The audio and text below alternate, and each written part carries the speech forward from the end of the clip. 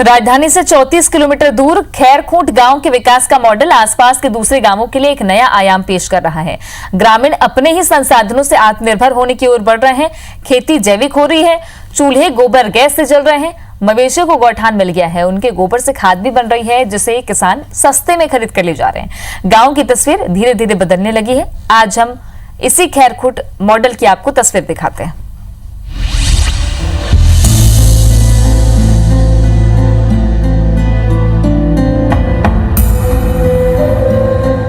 ये है छत्तीसगढ़ का एक छोटा सा गांव खैरखूंट। राजधानी रायपुर के इस गांव की आबादी करीब 1700 है। लेकिन ये गांव इसलिए चर्चा में नहीं है कि ये राजधानी से लगा हुआ है, बल्कि ये इसलिए चर्चा में है क्योंकि ये पूरी तरह आत्मनिर्भर होने की ओर बढ़ रहा है। नेशनल डेयरी डेवलपमेंट बोर्ड की ओर से छत्तीसगढ़ राज्य दुग्ध महासंघ को ग्रामीण विकास के लिए एक मॉडल तैयार करने के लिए प्रोजेक्ट दिया गया। महासंघ ने इसके लिए रायपुर के खैरखूंट गांव का चयन किया और काम शुरू किया। गांव वालों की सहकारी समिति और गांव की महिलाओं के स्वयं सहायता समूह की मदद से गौठान बनाया गया। साथ ही गोबर गैस प्लांट भी लगाया गया। गोबर गैस का प्लांट यहाँ स्थापित किया, जहाँ हम इन जो घुमंतु पशु है उनका गोबर, इसके अतिरिक्त हम गांव से जो ग्रामीणों के पास गाय हैं जो अपने घर पे रखते हैं उनके उनका भी गोबर हमने इकट्ठा किया। हम उसकी बाकायदा कीमत भी देते हैं, 50 पैसा प्रति किलो हम उनसे उसकी कीमत देते हैं और इन सब के माध्यम से इस पूरे गोबर गैस प्लांट को चलाते हैं। ये यहाँ पर 200 घन मीटर का ये गोबर गैस का प्लांट है। इस प्लांट में रोज 200 घन मीटर बिजली गैस पैदा होती है।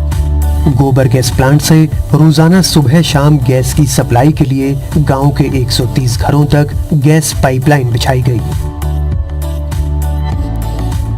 और गांव की महिलाएं गोबर गैस का इस्तेमाल खाना बनाने के लिए कर रही हैं। महिलाओं के मुताबिक भले ही 1 घंटे के लिए गैस की सप्लाई हो रही है, लेकिन लौ अधिक होने के कारण उनका खाना जल्दी पक जाता है। उससे तो हम लोगों को पहले जो लकड़ी छेना का उपयोग करते थे वो सब खत्म हो गया। अब इससे तो बहुत सुविधा बढ़ गई है हम लोगों को। अभी और समय बचा तो 1 घंटा तो गोबर गैस का देते हैं, उसमें पूरा खाना बन जाता है। दाल चावल सब्जी तीनों चीज़ तैयार हो जाती है। बायोगैस प्लांट से गोबर गैस के अलावा रोज 8000 लीटर लिक्विड खाद और 1.5 टन ठोस खाद बन रही है। यही नहीं, एक छोटी प्रयोगशाला बनाई गई है जहां खाद में जरूरत के मुताबिक उपयोगी बैक्टीरिया डाले जाते हैं।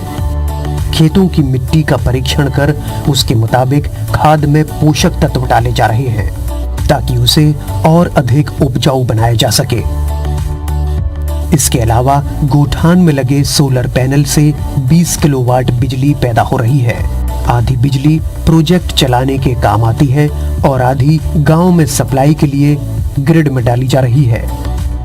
सबसे पहले तो हमारे गांव के 130 घर में गोबर गैस का कनेक्शन पहुंच गया है।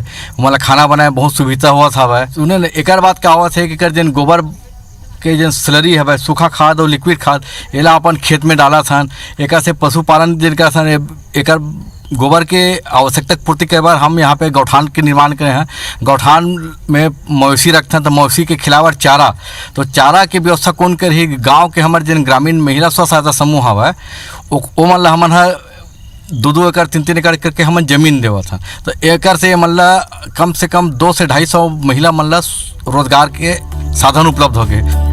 गांव में होने वाला दूध अभी तो बाहर बेचा जा रहा है, लेकिन आने वाले दिनों में कई और योजनाओं पर काम किया जाएगा, जिसके मुताबिक गांव में ही खोवा, पनीर और पेड़ा आदि बनाने की योजना है।